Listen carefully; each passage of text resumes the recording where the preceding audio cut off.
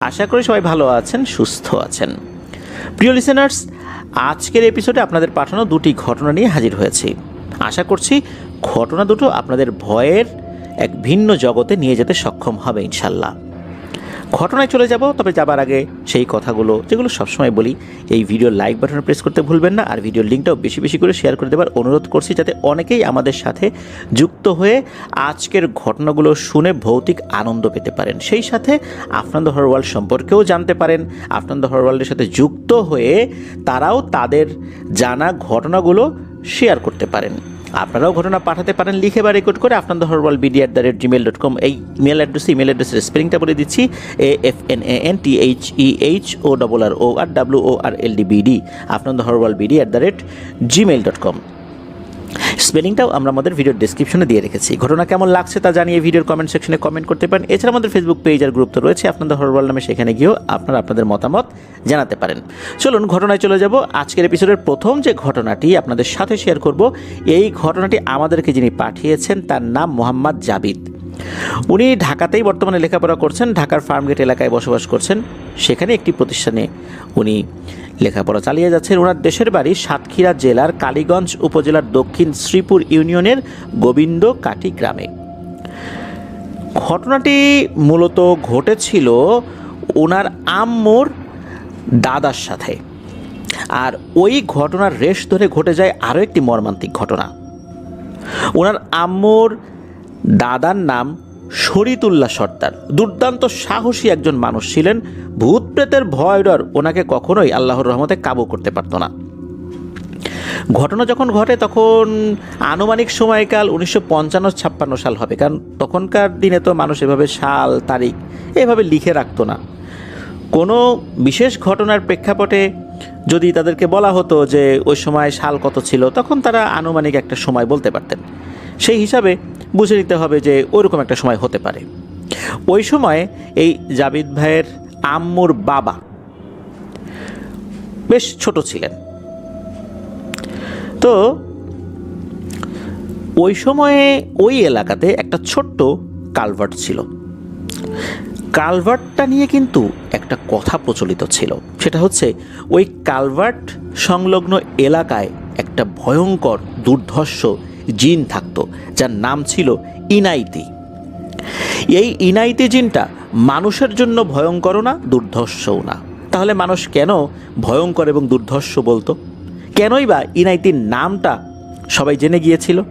কারণ হচ্ছে এই জিনটা ছিল মানুষের জন্য উপকারী। সে ভয়ঙ্কর এবং দুর্ধর্ষ ছিল দুষ্টু জিনেদের জন্য। এই জিনটা ওই ব্রিজের নিচে এবং তৎসংলগ্ন এলাকাতেই ঘোরাফেরা করত। তো ওই তৎসংলগ্ন এলাকায় দুষ্টু জিনেরা যদি এসে মানুষের ক্ষতি করার চেষ্টা করত, ইনাইতি ভয়ঙ্করভাবে রেগে যেত, এদেরকে ধাওয়া করত।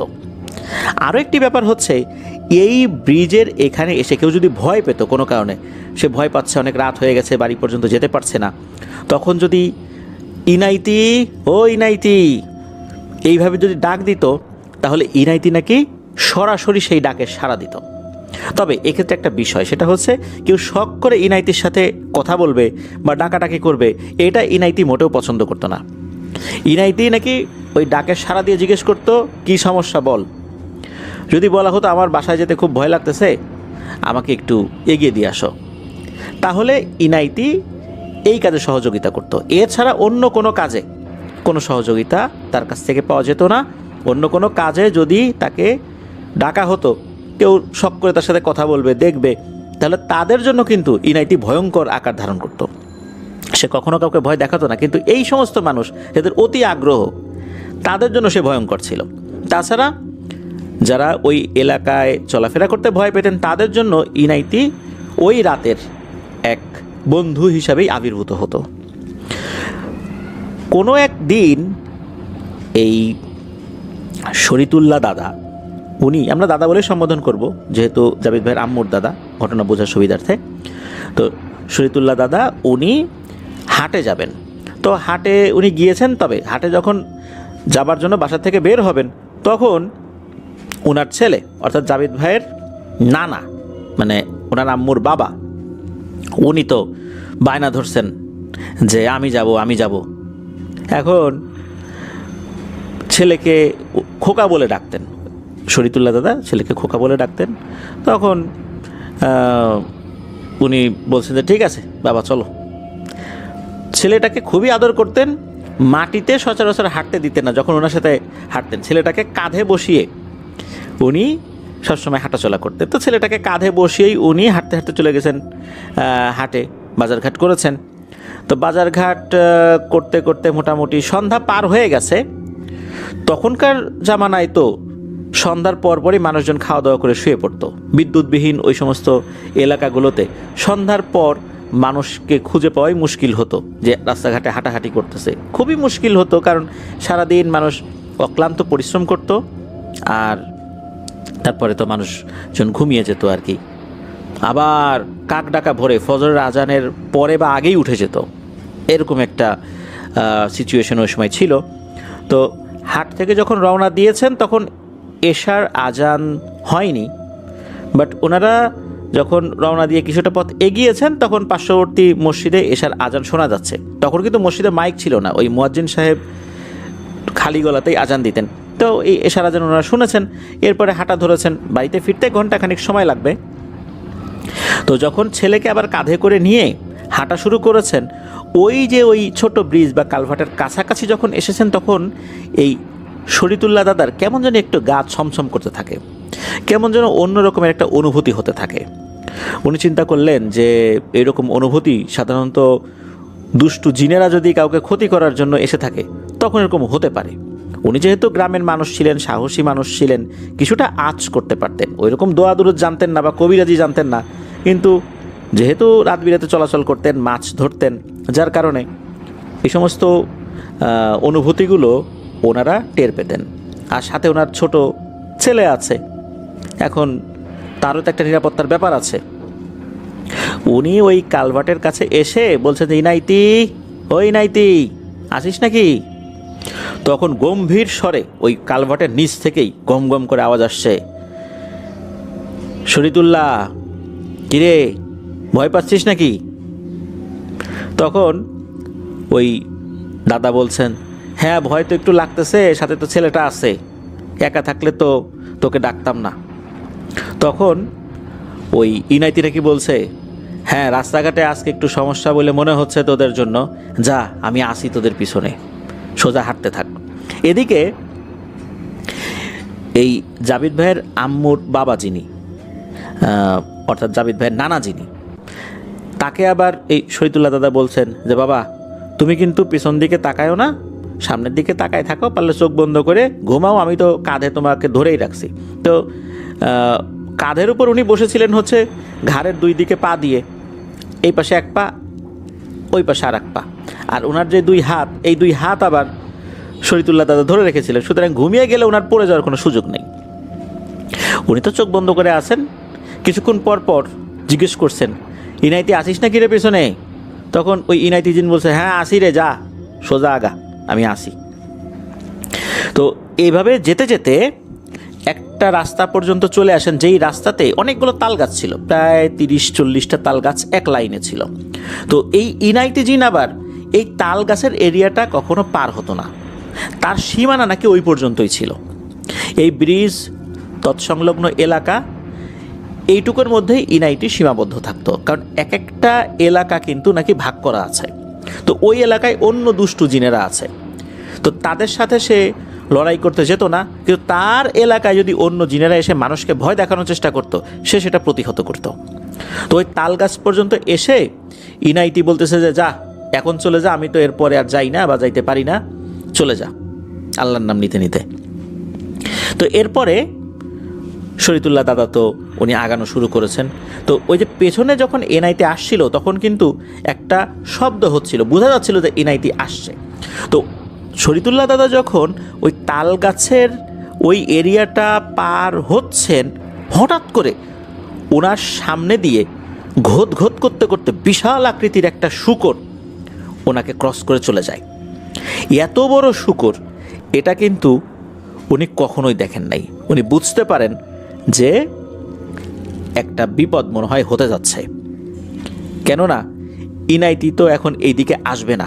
তারপরও উনি একটু সাহস সঞ্চয় করার জন্য বলছিলেন যে ইনাইতি কি আসিস পিছনে। ইনাইতির আর কোনো আওয়াজ শোনা যায় না। এই পর্যন্ত আসার সময় যতবার জিজ্ঞেস করেছেন পেছন থেকে ইনাইতি আসিস নাকি, ইনাইতি কিন্তু প্রত্যেকবারই আওয়াজ দিয়েছে যে হ্যাঁ আমি আছি, যা সামনে আগা। কিন্তু এখন আর শোনা গেল না। উনি বুঝতে পারলেন ইনাইতি এখন আর পেছনে নাই। এরপর তো উনি হাঁটা শুরু করেছেন। এখন কাঁধের উপর বা পিঠের একটা জায়গায় তো তার ছেলে আছেই। এই ছেলেটার একটা নিরাপত্তার ব্যাপার তো রয়েছে।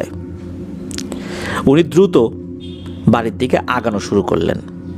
তো আগাতে আগাতে উনি ঝড় বাতাস এরকম কিন্তু দেখেছেন।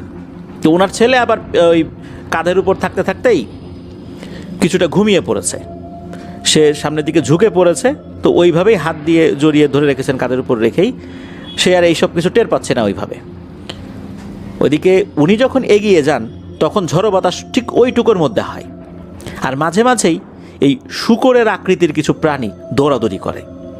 তো এরকম দেখতে দেখতেই আল্লাহর রহমতে উনি বাসায় চলে আসেন। খুব একটা বেশি সমস্যা হয় নাই। তো আসার পর এই জাবিদ ভাইয়ের নানাকে তার মায়ের কাছে দিয়ে দেন।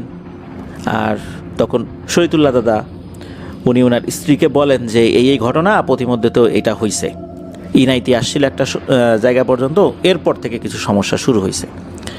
তো এইরকম ঘটনা আসলে গ্রামের প্রেক্ষাপটে অনেকই ঘটে।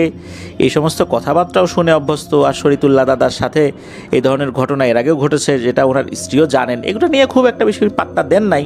আর ইনাইতি যেভাবে মানুষের উপকার করে সেটাও দাদি জানতেন। এর মধ্যে হয় কি, দাদা বলে ওঠেন দাদিকে যে আমি মাছ ধরতে যাব। তখন দাদি আবার বলেন যে এই রাত্রে এই সমস্ত ঘটনা ঘটলো, এখন আবার তুমি মাছ ধরতে যাবা, আজকে রাত্রে যাওয়ার দরকার নেই।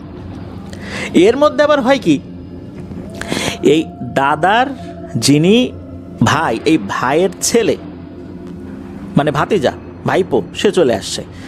এসে বলতেছে ও কাকা মাছ ধরতে যাবা না? তখন বলতেছে ও ভাতিজা তুই আসছিস? হ্যাঁ মাছ ধরতে যাবো। বলে যে আমাকে নিয়ে চলো। উনি হয়তো বা ওনার স্ত্রীর কারণে একটু চাপাচাপিতে যেতেন না, কিন্তু ওনার ভাইপো চলে আসছে। তখন উনি সিদ্ধান্ত নেন যে যাবেন। আর ভাইপোকে নিয়ে সাধারণত রাতের বেলা যেতেন না, ভাইপোর বয়সও অত বেশি ছিল না।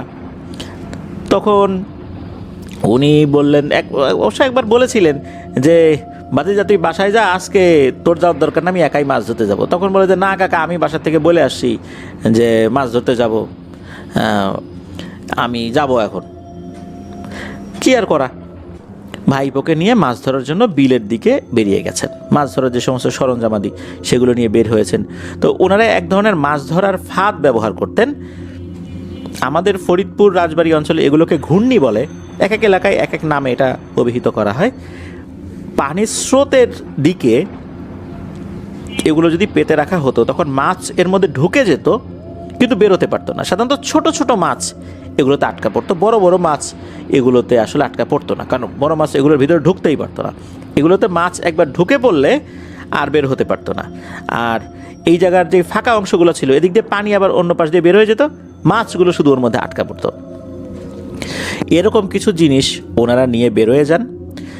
যে সমস্ত জায়গাগুলোতে ওইটা পাতার দরকার ওখানে গিয়ে ওনারা ওটা পেতেছেন। পাতার পর ওনাদের একটা টং ঘর ছিল, ওই টং ঘরের দিকে আগানো শুরু করেছেন। চিন্তা করেছেন যে এখানে অপেক্ষা করি, ঘুমাই, ভোরের দিকে গিয়ে এই ঘূর্ণিগুলো তুলব।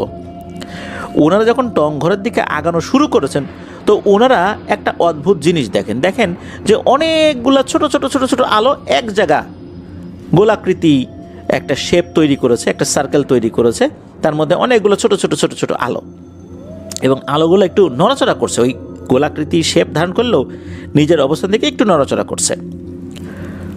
উনি চিন্তা করেন যে জিনিসটা কি। উনি দূর থেকে বলছে, এই কারা তোরা, কি করিস? যখন এটা বলেছে এই আলোগুলো হলো কি সামনের দিকে বিচ্ছিন্ন হয়ে চলে যেতে থাকলো, মানে খুব জোরে ছোটাছুটি করে এদিক ওদিক চলে গেল, কিন্তু পেছন দিকে না, সামনের দিকে এগিয়ে যেতে থাকলো আর কি, এলোমেলোভাবে। তখন এই শরীতুল্লাহ দাদা এবং ওনার ভাতিজা দুজনই কিন্তু দূর থেকে দাঁড়িয়ে এটা দেখছেন। এরপর ওনারা দেখতে পেলেন এই আলোগুলো যেখানে গিয়ে দাঁড়িয়ে গেল, দাঁড়ানোর পর এই আলোগুলোর সাথে একটা শেপ রয়েছে, 1 ফুট উচ্চতাও হবে না এরকম একটা শেপ। এদের হাতেই মূলত আলো, আর এই আলো দিয়ে পানির উপরের যে পোকামাকড়, মাছ না পোকামাকড় আছে, পানির উপর যে পোকামাকড়গুলো ভেসে বেড়ায়, কিছু কিছু পোকামাকড় থাকে, তারপরে কাঁকড়া থাকে পানির ভেতরে, ওখানে তো পানি কম ছিল, দেখা যাচ্ছে যে ওরা এই জিনিসের মতো কিছু জিনিস তুলে খাচ্ছে। এদের চেহারাটা স্পষ্ট বোঝা না গেলেও এদের আকৃতি যে এক ফুটেরও কম এটা বোঝা যাচ্ছে। আর হাতে আলো, এটা কি হারিকেন নাকি এটা বোঝা যাচ্ছে না, তবে হারিকেনের আলো যেমন খুব অল্প হয়ে থাকে, আলো নড়াচড়া করে, নিভু নিভু হয়, ওরকম না, ছোট্ট একটা লাইটের মতো একভাবে চলে আসছে এগুলো। এরপর এই যে ভাতিজা যিনি, উনি বলতেছেন যে কাকা এগুলো কি?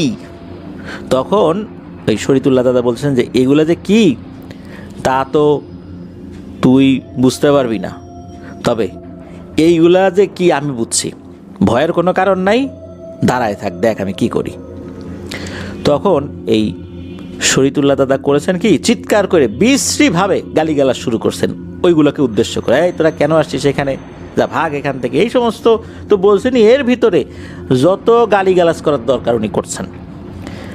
তো এরকম বিশ্রীভাবে গালিগালাজ যখন উনি করছেন চিৎকার করে করে, হঠাৎ করে হয় কি, ওই আলোগুলো যেভাবে বিক্ষিপ্তভাবে ছড়িয়ে গিয়েছিল, ওরা মনে হলো আবার সব একই রকমভাবে এক জায়গা হয়ে গেল অল্প সময়ের মধ্যেই, সাঁ করে সবগুলো এক জায়গায় চলে আসলো, গোল একটা সার্কেল ধারণ করলো। এইবার এই সার্কেল থেকে একটা লাইন হয়ে গেল, একটা লাইন হয়ে ওরা অন্যদিকে আগানো শুরু করলো। বেশ অনেকটা পথ আগাতে আগাতে আগাতে একটা সময় মনে হলো যে এগুলা মিলিয়ে গেছে। এরপর ওনারা ওই টং ঘরের দিকে আগানো শুরু করেছেন। টং ঘরের ভিতরে চলে যান, দুজন গিয়ে টং ঘরে শুয়ে পড়েন। তো যখন শুয়ে পড়েছেন, দুজনই ঘুমিয়ে গেছেন, হঠাৎ করে একটা আওয়াজে ঘুম ভেঙে যায় দুইজনেরই। এই যে ভাতিজা যিনি, উনি বলছেন যে ও কাকা, মনে হয় ঘূর্ণির মধ্যে বড় কোনো মাছ পড়ছে, এত বড় মাছ পড়ছে, বেরোতেও পারতেছে না, ঢুকতেও পারতেছে না, এরকম শব্দ করতেছে, তাড়াতাড়ি গিয়ে মাছটা নিয়ে আসতে হবে। তখন এই শরীতুল্লাহ দাদা বলছেন যে একদম চুপ, ঘুমায় থাক, বের হইতে হবে না, ফজরের আজানের পরে বের হবো, এর আগে কোনো বাইরে বের হওয়ার কথা চিন্তাও করবি না, ঘুমা। তো এরকমভাবে মৃদু ধমক দিয়ে ভাতিজাকে ঘুম পাড়াই দিছেন, উনিও ঘুমায় গেছেন। কিছুক্ষণ পর ভাতিজার ঘুম আবারও ভেঙে যায় সেই একই রকম শব্দে। এইবার ভাতিজা চিন্তা করেন যে কাকার কথা শুনলে হবে না, মাছটা যদি আবার চলে যায়, এত বড় মাছ, ছোটো ছোটো মাছ ধরার জন্য আসছি, যদি বড় মাছ পেয়েই যাই তা ক্ষতি কি, কাকাকে আর দাগানোর দরকার নেই, আমি নিজেই উঠি। এই ছেলেটা শরীতুল্লাহ দাদাকে না ডেকেই চুপি চুপি ঘর থেকে বের হয়েছে। ঘর থেকে বের হওয়ার পর সে ওই শব্দের উৎস কোথা থেকে আসছে, কোন ঘূর্ণিতে ওই জিনিসটা পড়েছে, ওই উৎস ধরে ধরে ওইখানটাতে সে যাচ্ছে। যেতে যেতে ওখানে চলেও আসছে, দেখে সত্যি সেখানে বেশ বড় আকৃতির একটা মাছ আটকে গেছে। সে কি করেছে, ওই মাছটাকে ছোটানোর চেষ্টা করেছে, সফল হয়েছে। ওই মাছটাকে সে যখন হাতে নিয়েছে তখন ঘটে একটা ভয়ঙ্কর ঘটনা। ওই মাছের মুখটা অনেকটাই মানুষের মতো, আর এই ভাতিজার দিকে তাকিয়ে খুবই বিশ্রীভাবে হি হি করে হেসে দিয়েছে। যখনই এটা হয়েছে প্রচণ্ড জোরে এক চিৎকার দিয়েছে, ওখানেই সেন্সলেস হয়ে পড়ে যায়।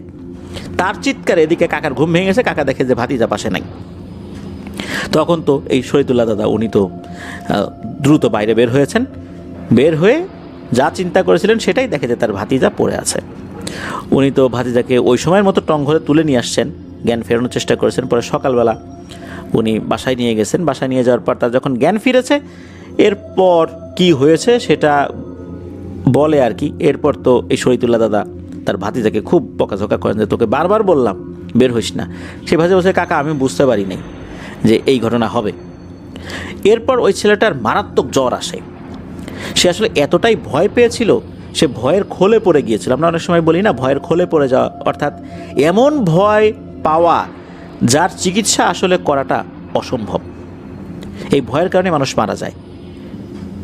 7 থেকে 8 দিন সে জ্বরে ভুগে মারা যায়। প্রিয় লিসেনার্স, ঘটনা এ পর্যন্তই। তবে ইনাইতি জিনের অস্তিত্ব এখনও আছে কিনা তা আমরা জানতে পারিনি। সে এখনও হয়তো বা আছে, কারণ জিনেদের সময়গুলো আর আমাদের সময়গুলোর মধ্যে অনেক পার্থক্য রয়েছে। ওদের বয়সের একটা ধাপ অতিক্রম করতে যে সময় পার হয়, সেখানে আমাদের 2-3 জেনারেশন পার হয়ে যায়। অর্থাৎ 2-3 জেনারেশন বলতে বোঝাচ্ছি যে আমরা আমাদের সন্তান তাদের সন্তান এরকম পার হয়ে যায়। কিন্তু ওই সময়ে তারা হয়তোবা শিশু থেকে কৈশোরে পৌঁছায়, অথবা কৈশোর থেকে যুবকে পৌঁছায় বা যৌবনে পৌঁছায়, এরকম হয় আর কি। হয়তোবা ইনাইতি জিনটা এখনও থাকলেও থাকতে পারে ওই এলাকায়। ইনাইতি জিন নিয়ে যদি আরও কোনো ঘটনা থাকে তাহলে জাবিদ ভাইকে পাঠানোর অনুরোধ করব আমাদেরকে। প্রিয় লিসেনার্স, আমাদের প্রথম ঘটনাটি শুনলেন, কেমন লাগলো জানিয়ে এই ভিডিওর কমেন্ট সেকশনে কমেন্ট করতে ভুলবেন না কিন্তু। আর কোনো নির্দিষ্ট ঘটনার রিভিউ কিন্তু আপনারা দিতে পারেন আমাদের ফেসবুক গ্রুপে, আর ফেসবুক পেজে কমেন্ট করতে পারেন। যারা আমাদের ফেসবুক পরিবারের সদস্য হননি তাদের জন্য বলছি যে আপনাদের হরর ওয়ার্ল্ড নামে আমাদের কিন্তু ফেসবুক পেজ এবং গ্রুপ রয়েছে, সেখানে গিয়ে আপনারা আপনাদের মতামত কিন্তু জানাতে পারেন। প্রিয় লিসেনার্স, চলে যাব আমাদের এবারের শনি রাতে 34তম আয়োজনের দ্বিতীয় এবং শেষ ঘটনায়।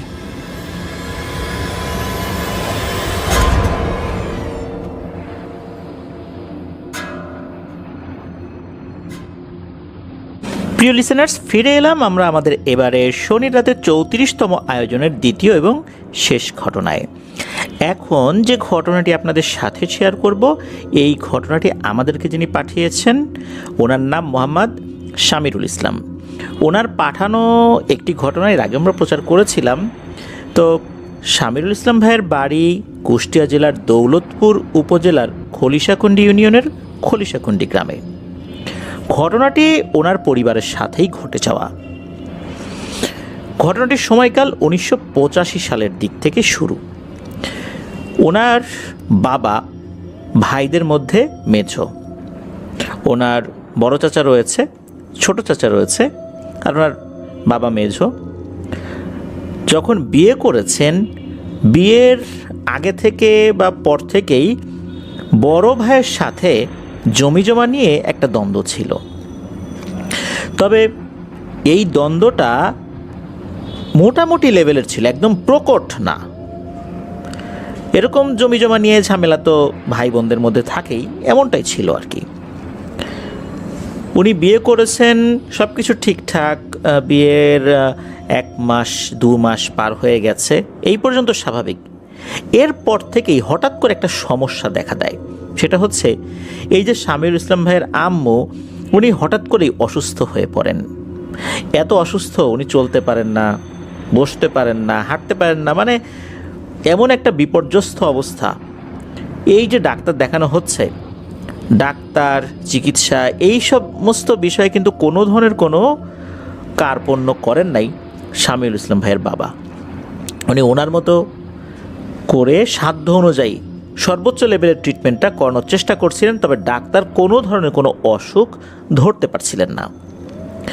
এদিকে যখন কেউ কেউ বলেন যে কোনো হুজুর কবিরাজের কাছে নিয়ে যাও, শামিরুল ভাইয়ের বাবা সরাসরি এটাকে নাকচ করে দিতেন যে না, এসবে আমার বিশ্বাস কম। ম্যাক্সিমাম লোকজনই ভণ্ডামি করে, অযথা মানুষের কাছ থেকে টাকা খায়। ছোটোবেলা এরকম অনেক দেখছি। কোনো কবিরাজ তো এমন অবস্থা করে যে একটা পরিবারকে যদি শুধু একবার পায়, এই কবিরাজকে নিয়ে ওই পরিবার এমন মাতামাতি শুরু করে, মূলত এটা হয় ওই কবিরাজের কিছু ভণ্ডামির কারণে। আর এই সুযোগে ওই কবিরাজ ওই পরিবারকে একদম সর্বশান্ত করে দেয়। এটা হয়েছে, সেটা হয়েছে, বাড়ি বন্ধ করতে হবে, ব্ল্যাক ম্যাজিক করা হয়েছে, এইসব বলে বলে একদম নাস্তানাবুদ করে দেয়। সুতরাং এগুলোর প্রতি আমার বিশ্বাস নেই, ডাক্তারের কাছেই আমি যাব। তো উনি তো ওনার মতো করে ট্রিটমেন্ট করাচ্ছিলেন, কিন্তু কোনো লাভ হচ্ছিল না। এর মধ্যে ঘটে যায় এক অন্যরকম ঘটনা। এক রাত্রে শামিরুল ভাইয়ের মা বাবা শুয়ে আছেন, দুজনের তো আলাদা আলাদা দুটো বালিশ। হঠাৎ করেই শামিরুল ভাইয়ের আম্মুর বালিশের ভেতর থেকে খসখস খসখস শব্দ উনি পান। আমরা যদি বালিশে মাথা দেই, যদি বালিশের নিচে বা ভেতরে কিছু থাকে, বা খাটের নিচেও যদি কিছু থাকে, এমনকি খাটের মধ্যে যদি কোনো পোকা কাঠ কাটতে থাকে, সেটাও কিন্তু আমরা বুঝতে পারি। বালিশে যদি আমাদের কান লাগানো থাকে। কিন্তু ওনার কাছে মনে হচ্ছিল যে এটা খাটের অন্য কোথাও না, এটা বালিশের ভেতর থেকেই এরকম খসখস শব্দ করছে, কিছু একটা নড়াচড়া করছে। উনি তখন শামিউল ভাইয়ের আব্বুকে বললেন যে দেখো তো এরকম শব্দ হচ্ছে কেন, নাকি আমি শুনতেছি অন্য কেউ শুনতেছে না? তো শামিউল ভাইয়ের বাবা উনি ওই বালিশে কান লাগালেন, উনিও একই রকম শব্দ শুনতে পেলেন।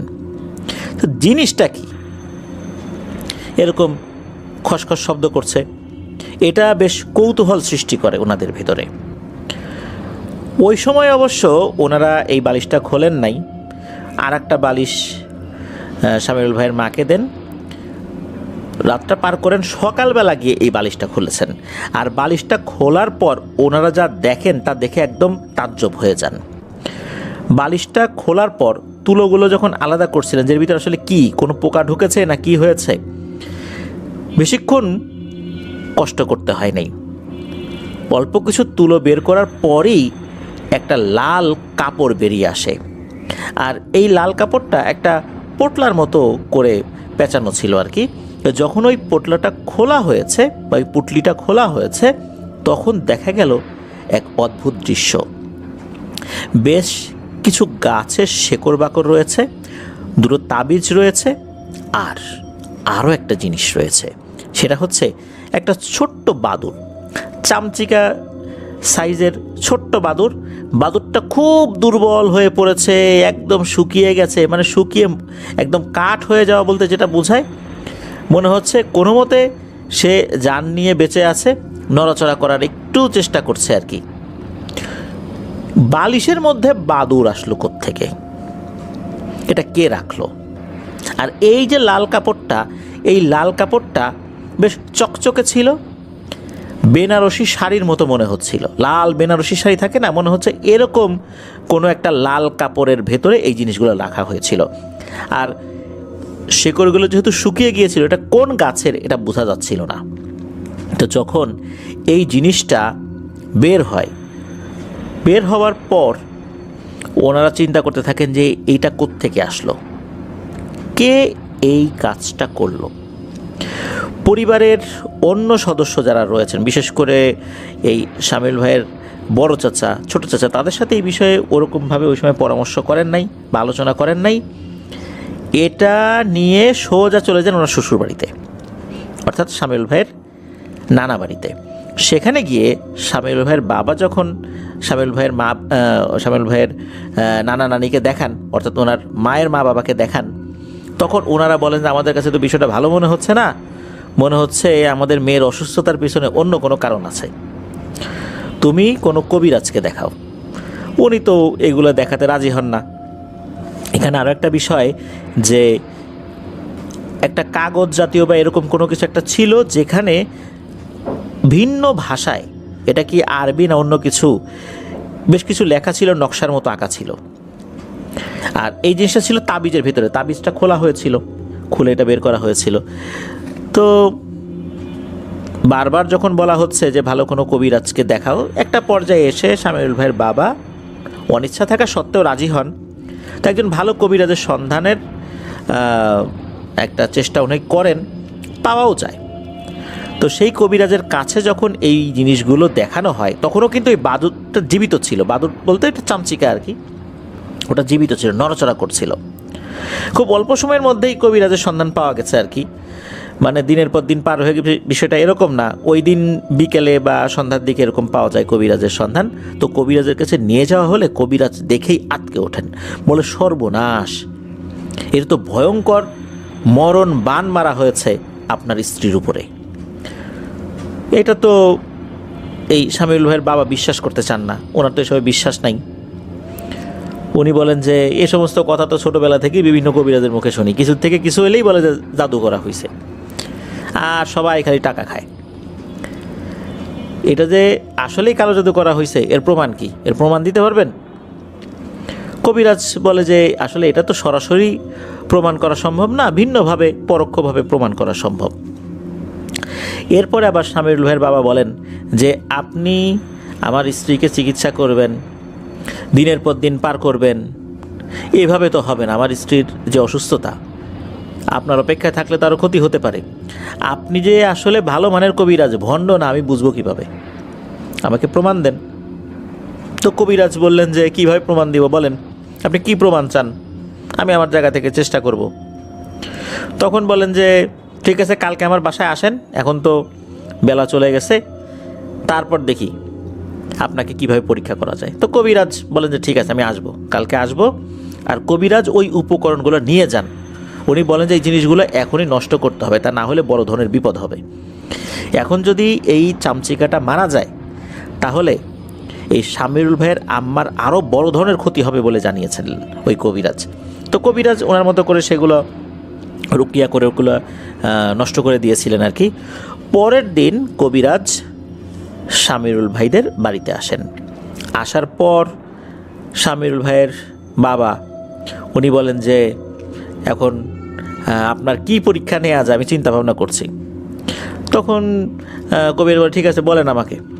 উনি চিন্তা করে আসলে কোনো কিছু কুল পাচ্ছে না যে কোনটা বলা যায়, কোনটা বলা যায়। এরপরে কবিরাজ নিজেই বলেন যে বুঝছি, আপনি আসলে ঠিক করতে পারতেছেন না। আচ্ছা বলেন তো, আপনার এখন কোন ফলটা খেতে ইচ্ছা করছে? এমন একটা ফলের নাম বলেন যে আমার এখন এটা খেতে ইচ্ছা করছে।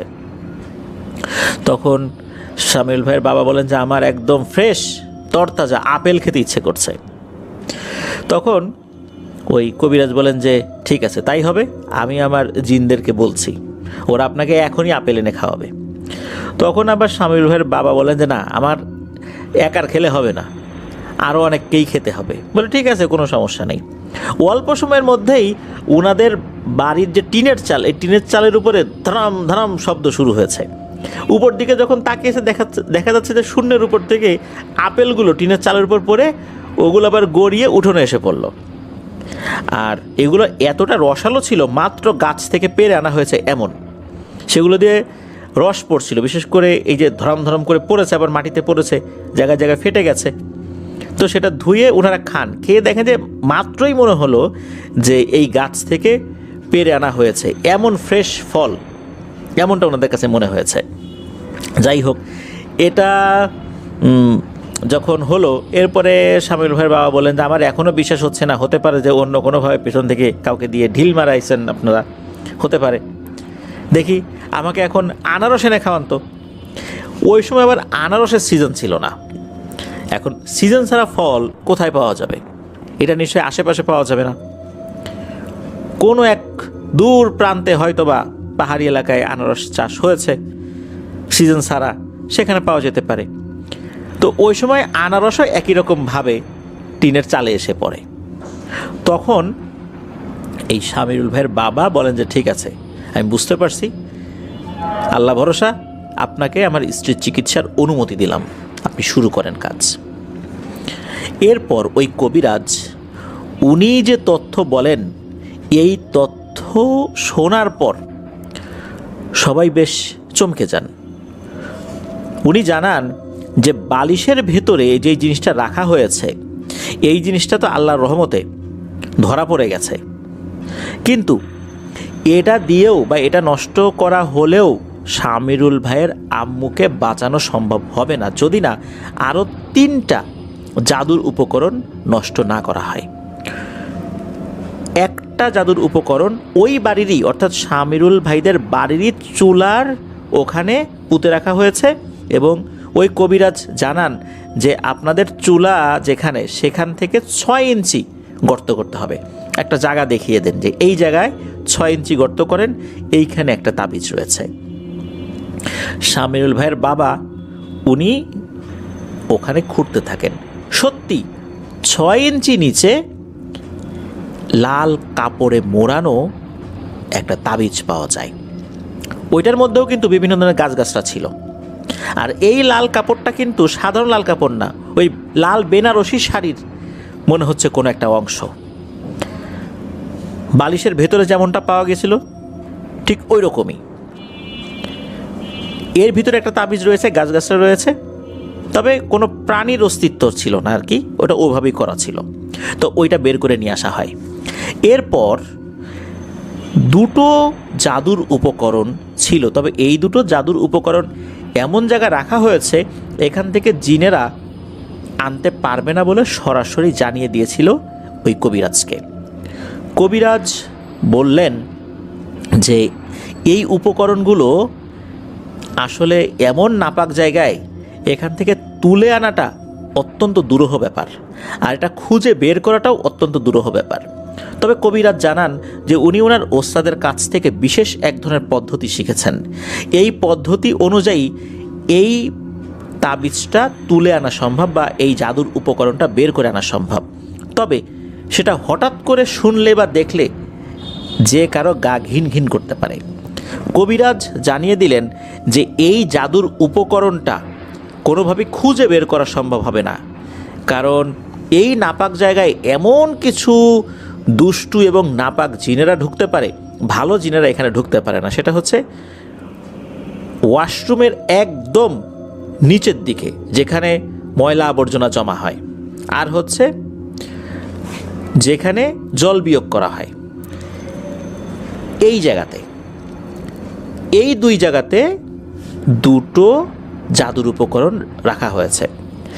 গ্রাম অঞ্চলে তো দেখা যাচ্ছে যে ওয়াশরুমটা একটু ভিন্ন রকমের হয়ে থাকে, বিশেষ করে জল বিয়োগ করার জন্য কিন্তু আলাদা একটা বিশেষ পদ্ধতিতে ওয়াশরুম করা হয়, আর অন্য ওয়াশরুমটা আলাদা পদ্ধতিতে করা হয়।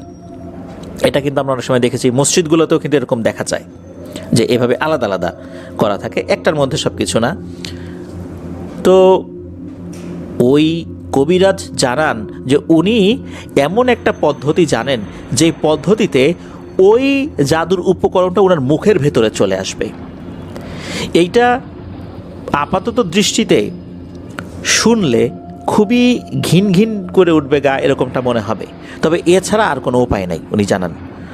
উনি বললেন যে এই কাজটা অন্য কারো পক্ষে করা অসম্ভব, এই কারণে কারণ অন্য কারো মুখের ভিতরে যদি এই জিনিসটা আনা হয় তার ভয়ঙ্কর ধরনের ক্ষতি হয়ে যাবে, ওই ব্যক্তি জাদুগ্রস্ত হয়ে যেতে পারেন, আর জাদুগ্রস্ত হওয়ার সম্ভাবনাই বেশি। ওই বানটা তার উপর কাজ করতে পারে, এটা ওই কবিরাজকেই করতে হবে, তার মুখের মধ্যেই আনতে হবে। তখন কবিরাজ উনি রুকিয়া শুরু করলেন। হঠাৎ করে ওনার মুখটা মনে হলো বন্ধ হয়ে গেল, মানে ওনার কথা বলা বা বিড়বিড় করা বন্ধ হয়ে গেল। কয়েক সেকেন্ড পরে মনে হলো যে ওনার মুখটা ফুলে উঠেছে। এরপর উনি ওয়াক থ্রু করে মুখের ভেতর থেকে কিছু একটা বের করেন। যখনই মাটির উপর পড়েছে তখন অনেকেই দেখতে পেলেন যে এই জিনিসটা কালো হয়ে গেছে, তবে এটা যে লাল জাতীয় কিছু এটা বোঝা যাচ্ছে। তখন এই জিনিসটাকে ধোয়া হয়, উপরে পানি দেওয়া হয়, ধোয়ার পর দেখা গেল এইটাও এই লাল বেনারসি টাইপের শাড়ির ভেতরে কিছু একটা রাখা। সেটা খুলেও একই রকমের জিনিস পাওয়া গেল যেটা চুলার পাশে পাওয়া গিয়েছিল, চুলার পাশে পাওয়া জিনিসের ভিতরে যেগুলো ছিল। এবার আরও একটা জিনিস বের করতে হবে, সেটা উনি একই পদ্ধতিতেই বের করেন। আর এইটা যখন বের হয়েছে এমন দুর্গন্ধ চতুর্দিকে ছড়িয়ে পড়েছে, যেই দুর্গন্ধ আসলে সহনীয় না, অসহনীয় পর্যায়ের দুর্গন্ধ। আশেপাশের লোকজন টিকে থাকাই দায় এমন দুর্গন্ধ, কোনো কিছু পচার দুর্গন্ধ না, কিন্তু অন্য ধরনের দুর্গন্ধ থাকে না সেই রকমের, ওয়াশরুমে যে ধরনের দুর্গন্ধ হয় ওই রকমের। উনি একই পদ্ধতিতে আর একটা নিয়ে আসেন। এরপর ওনাকে ফ্রেশ পানি এনে দেওয়া হয়, উনি কুলি করেন, আবার অজু করেন। উনি বলেন আলহামদুলিল্লাহ, আপাতত কাজের কিছু অংশ হয়েছে, তবে মূল কাজ এখনও বাকি রয়েছে। এরপর মূল কাজ যেটা, এই কাজটা করতে হবে এই শামিরুল ভাইয়ের আম্মাকে দিয়ে, তার উপর যেহেতু জাদু করা হয়েছে। তো এই যেই দুটো তাবিজ, এই দুটো তাবিজ যে উদ্ধার করা হলো ওয়াশরুম থেকে, আর একটা তো চুলার কাছ থেকে, এই তিনটা তাবিজ, এই তিনটা তাবিজ একটা বিশেষ পদ্ধতিতে ধ্বংস করতে হবে। প্রথমে এটা একটা বিশেষ পানিতে ডুবিয়ে রাখতে হবে, এরপর এটা আগুনে একদম নষ্ট করে ফেলতে হবে। তখন ওই কবিরাজ উনি একটি গ্লাসের পানির অর্ধেক অংশ, মানে ফুল ভরা ছিল, অর্ধেক অংশ শামিরুল ভাইয়ের আম্মার মুখে নিতে বললেন যে আপনি পানিটা খাবেন না, মুখের মধ্যে রাখবেন। মানে যতটুকু রাখা যায়, গ্লাসটা ছোট ছিল, গ্লাসের অর্ধেক অংশ পানিটা ওনার মুখের মধ্যে রেখে বলেন যে কিছু সময় অপেক্ষা করেন। তো উনি যতক্ষণ পারে অপেক্ষা করছে, পানি মুখের মধ্যে নিয়ে কিন্তু অনেকক্ষণ অপেক্ষা করা যায় না। তো উনি যতক্ষণ পারছিলেন অপেক্ষা করছেন, যখন ওনার কাছে মনে হচ্ছিল যে আর উনি হয়তো বা মুখে পানি রাখতে পারছেন না, উনি যখন হাত দিয়ে ইশারা করলেন, তখন ওই কবিরাজ বললেন যে, ইশারা করলেন যে পানিটা এখন আবার এই গ্লাসের ভেতরেই ফেলেন, অর্থাৎ যেই গ্লাস থেকে উনি পানি খেয়েছিলেন অর্ধেক অংশ রয়েছে ওই গ্লাসের ভেতরেই ফেলেন। যখনই নাকি মুখের পানি ওই গ্লাসের মধ্যেই ফেলেছেন, তখন উপস্থিত সবাই দেখে যে ওই পানিটা ঠিকঠাক মতোই বের হলো। যখনই ওই পানির সাথে মিশে গেল, মিশে যাওয়ার পরপরই পানির রঙটা পরিবর্তিত হয়ে যাচ্ছে। আর পরিবর্তিত হতে হতে এমন একটা রং ধারণ করে, এটা লালও না কালো না, লাল এবং কালো রং যদি মিক্স করা হয় কেমন ধরনের রং হয়, ওই টাইপের একটা রং। এরপর ওই পানি ওই তাবিজের উপরে ঢেলে দেওয়া হয়, ওই 3টা তাবিজ। এরপর ওই তাবিজটা আগুনে পুড়িয়ে দেওয়া হয়। তখন ওই কবিরাজ বলেন, আলহামদুলিল্লাহ, এখন আপনার স্ত্রী জাদুমুক্ত হয়েছে, এখন চিকিৎসা করেন। আর চিকিৎসা বলতে কবিরাজ পরামর্শ দেন খুব ভালো ভালো খাবার খাওয়াতে হবে, ফল মূল, দুধ, ডিম, মাংস খাওয়াতে হবে। কারণ এতদিন শরীরের উপর যে পরিমাণ ধকল গিয়েছে, এই ধকলটা কাটানোর জন্য ওনার ফ্রেশ ফুড, ফলমূল এগুলো খাওয়াটাই খুব বেশি জরুরি। সেটাই করা হয়। শামিউল ভাইয়ের আব্বার চেষ্টার কোনো ত্রুটি ছিল না ভালো ভালো বাজার করার। শামিউল ভাইয়ের আম্মারও মনে হচ্ছিল যে অনেক দিন পর ওনার রুচি ফিরে এসেছে, উনিও খাচ্ছিলেন আল্লাহর রহমতে।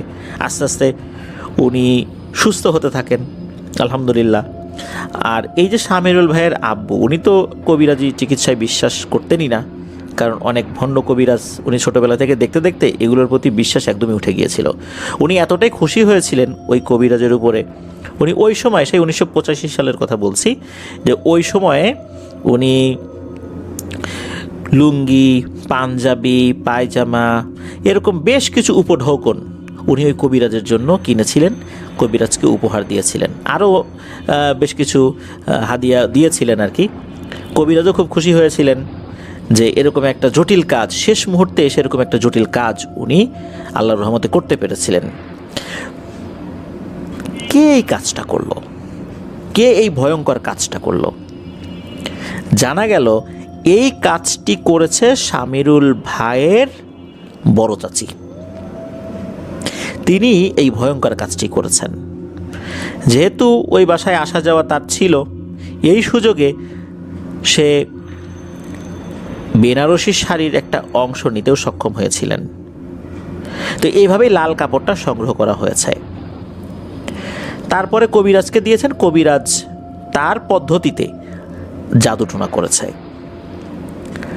প্রিয় লিসেনার্স, এই যে ঘটনাটা, এই ঘটনাটা কিন্তু শুধু শামিরুল ভাইয়ের পরিবারের বাস্তবতায় আমরা যদি মনে করি তা কিন্তু নয়। এরকম ভয়ঙ্কর বাস্তবতা আমাদের অনেক পরিবারেই রয়েছে।